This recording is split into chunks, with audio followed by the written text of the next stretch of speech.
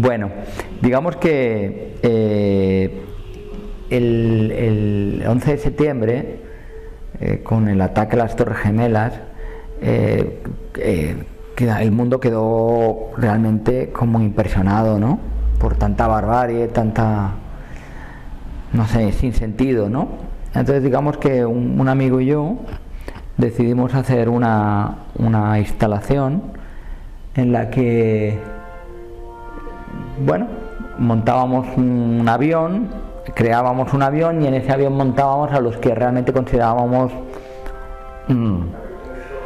pues verdaderos, entre comillas, culpables de ese acto que se había producido, ¿no?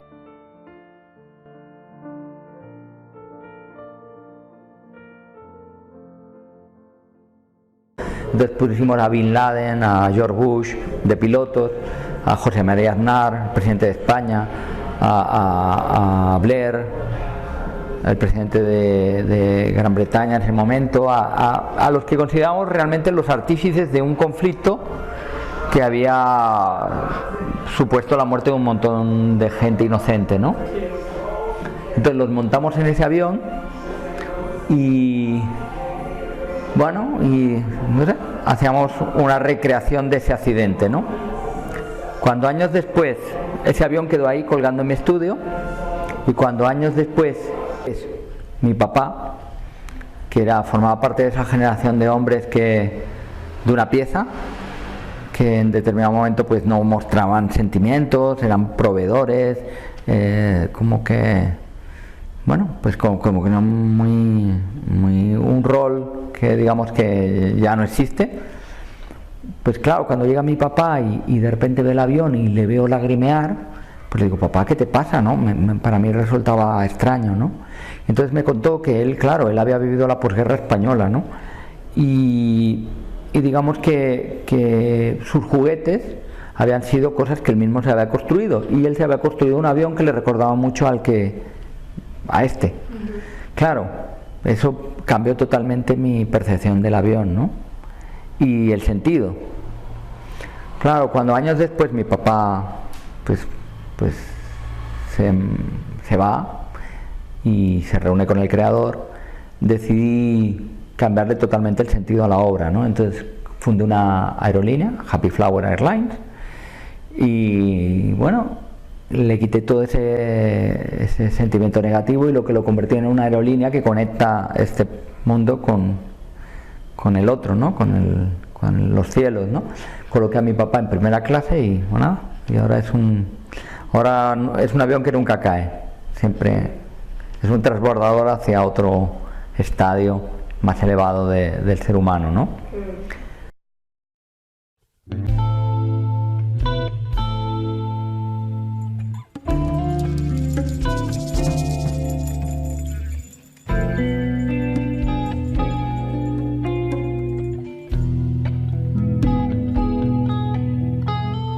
Bueno, pues primero saludar a todos los oyentes y segundo pues comentar que bueno, yo soy un artista catalán, nacido en Barcelona, y que hace unos 11 años vino por primera vez a Colombia a hacer una exposición en una galería que se llama ADN, aquí en el barrio de Granada, de Cali, y la verdad es que me quedé tan impresionado de la ciudad, del calor con el que fui acogido, que 5 años después estuve ya en contacto desde ese momento permanente con Cali, con Colombia, y desde hace 5 para 6 años ya estoy residiendo permanentemente aquí en Cali.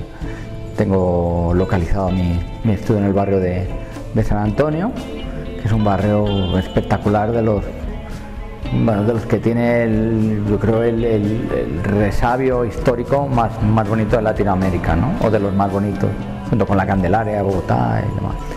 Bueno, yo digamos que venía de hacer una exposición en Delhi, en India. Desde hace bastantes años pues tengo galería en Europa, o tengo galerías en Europa que mueven mi obra, y estoy digamos que mi obra se fundamenta en el reciclaje y en el collage. Digamos que hace algunos años fui a África buscando pues un arte que fuera auténtico y me encontré con que algo que me apercibí de algo, y es que la necesidad para estos pueblos se lleva a cosas que para nosotros no dejan de ser pues cultura o moda. Es decir, yo sobre todo le presté mucha atención al reciclaje. Ellos en determinado momento pues cualquier objeto, cualquier material pues lo reutilizan, no por una cuestión ni cultural, ni impositiva, ni de moda, sino lo hacen realmente por necesidad, ¿no? Y ese concepto me gustó mucho, porque era lo que yo buscaba para mi arte. Bueno, pues entonces, recordando una parábola católica de un hombre que se quejaba de su fortuna y que iba comiendo unos altramuces o algo así y tiraba las cáscaras, y que luego se apercibe de que hay alguien detrás de él que está recogiendo las cáscaras que él tira, pues yo me dediqué a recoger lo que ni siquiera ellos utilizaban, que eran las cajetillas de fotografía en ese tiempo analógica, pues las cajetillas de cerillas, los papeles de los paquetes de tabaco y demás, y empecé a recoger todo ese material. No sabía muy bien con qué objetivo, ¿no? Posteriormente empecé a usarlos para vestir a los personajes con los que trabajaba, sobre los que trabajaba. Mi obra fundamentalmente siempre se tiene como objeto de estudio y de trabajo el ser humano, ¿no? Entonces, en un primer momento esas etiquetas con las que vestía mis personajes tenían un componente crítico hacia las marcas y demás, hasta que digamos que me di cuenta, me empecé a percibir de que más que perniciosas, las marcas no dejan de ser lo que nosotros queremos que sean. Es decir, nosotros le damos ese poder a las marcas un poco por la necesidad del urbanita de formar parte de un grupo, pues recurrimos a ellas, ¿no? Para ser parte del club, pues iPhone, Apple, Mercedes, Renault, no sé. Para ser parte de esto. Claro, pero es que si te fijas, el urbanita lo extiende a todo.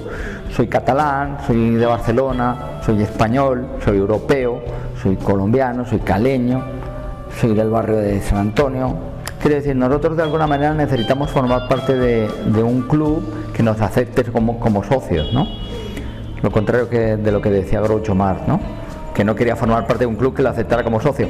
Es que realmente esa es una necesidad humana de formar parte de algo y a la vez ser diferenciado dentro de ese algo, ¿no? Es decir, pues ir a Zara, comprar formar parte del club Zara, pero luego al salir que mi Zara sea diferente al tuyo o al del otro. Entonces, digamos que esas marcas, más que crítica, en mi arte pasaron a ser constatación constatar un estado de cosas. Claro, yo llego con ese arte, llego a Colombia hace 10 años y me encuentro con que a mi trabajo y a mi persona le faltaba un componente esencial, que era la naturaleza. Es decir, yo me había centrado demasiado en el urbanita, en las relaciones del urbanita con otros urbanitas, a la máscara que uno se coloca para ser aceptado y a la vez pasar inadvertido, pero me había dejado algo, y ese algo pues me lo aporta Colombia, ¿no? Que es sobre todo ese componente que va más allá de la razón, ¿no? Que va más allá, digamos que en Occidente estamos muy acostumbrados a que nuestro intelecto lo controle todo, lo explique todo, lo entienda todo. Pues Aquí, sobre todo gracias a mi mujer, a Ana Gómez, pues me di cuenta de que lo que Gabriel García Márquez hacía, aparte de ser un grandísimo escritor, era un grandísimo cronista. Es decir, mi mujer sueña cosas que luego se tienen que ver con la realidad, la complementan, ¿no? Digamos que mi visión del urbanita estaba cercenada. Había una parte muy esencial que no reflejaba, y era eso, ¿no? Todo el mundo de las intuiciones, de los sueños, de las percepciones, que no necesariamente son vía racional, sino que pueden venir desde un olor, un sabor, el calor, los poros, y ese componente es el que digamos reflejo en esta exposición, ¿no? Toda esta exposición tiene como origen una intervención que hice en el 2014 en Bogotá, aprovechando el cerramiento del edificio Bacatá, un rascacielos, el más alto de Colombia en estos momentos.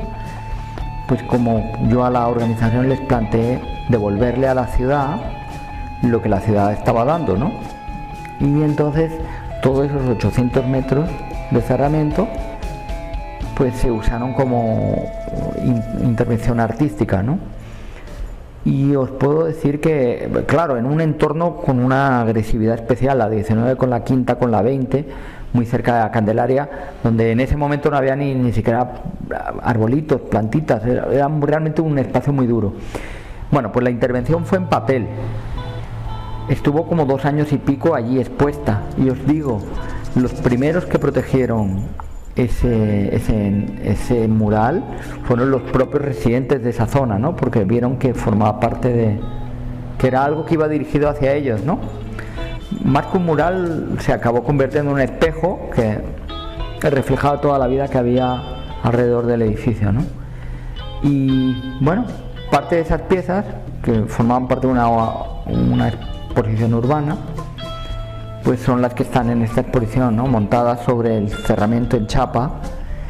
Claro, en el 2014 tenían un sentido, en el 2019 pues yo no soy el mismo, siento que he evolucionado, ¿no? Que tengo una visión un poquito más amplia de la realidad, ¿no?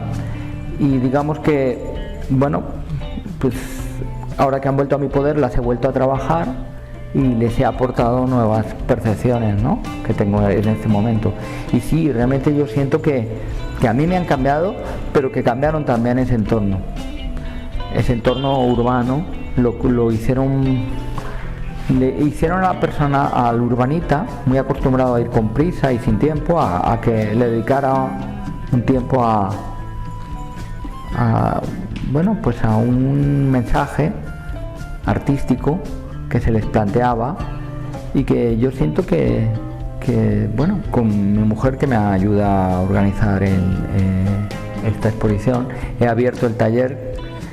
Es un espacio que normalmente lo dedico a mi producción, es donde yo trabajo, pero siento que es muy bonito pues abrir este espacio a la ciudadanía, ¿no?